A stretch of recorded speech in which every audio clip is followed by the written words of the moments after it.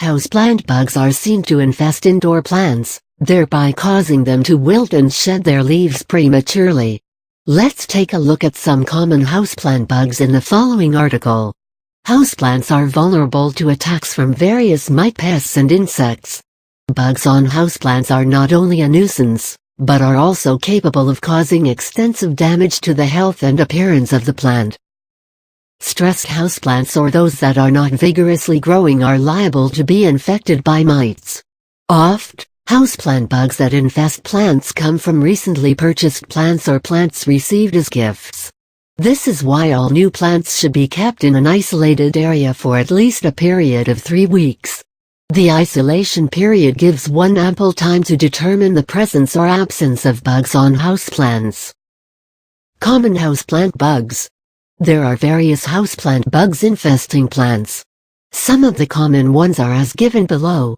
Tow-spotted spider mites. Tow-spotted spider mites are one of the most common pests infesting houseplants.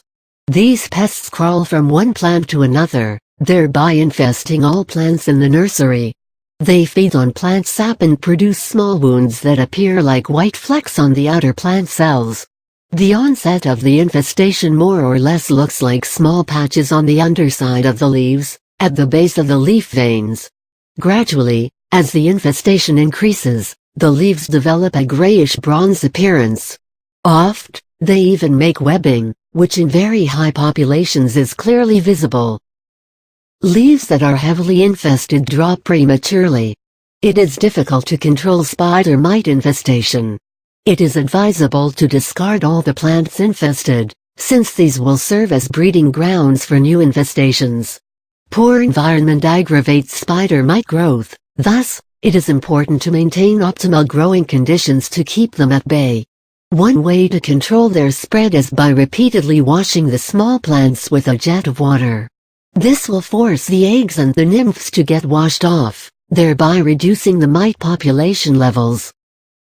Greenhouse whiteflies. This common pest is found infesting greenhouse-grown vegetables such as cucumbers, tomatoes, etc. It is also observed to infest plants such as lantana, hibiscus, etc. Greenhouse whiteflies are most commonly seen in the winged adult stage, wherein they are more or less gnat-like, covered with fine white wax.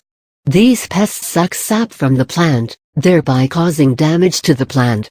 Heavily infested plants are observed to have reduced vigor. Moreover, during feeding, the sticky honeydew excreted by these whiteflies detracts the appearance of the plant.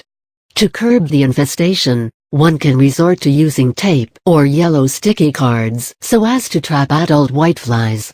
Moreover, vacuuming can be carried out on small plants to eliminate the whiteflies.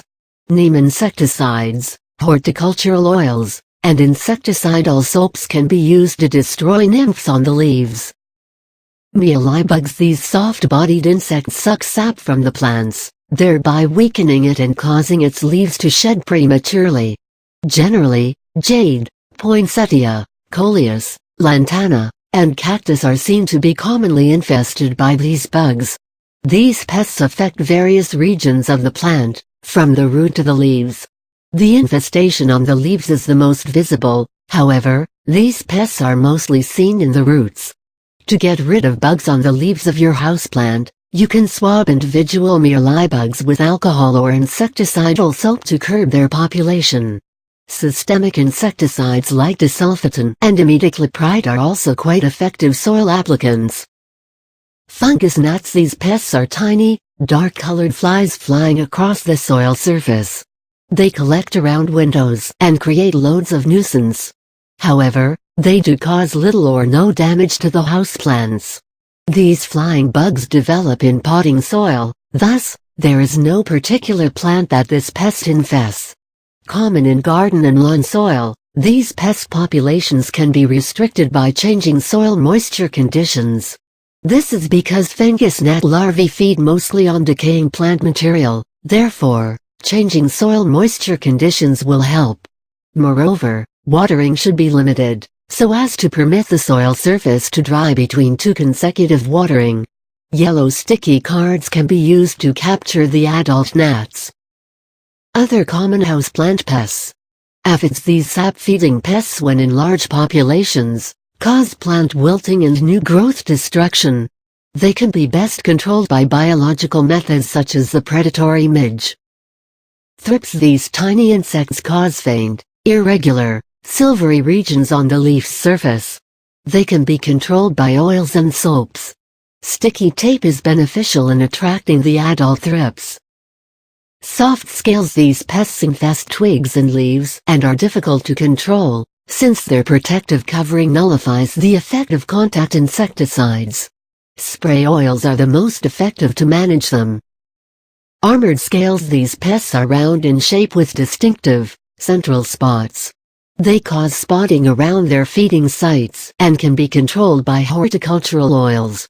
Systemic insecticides are not effective in controlling the infestation in this case.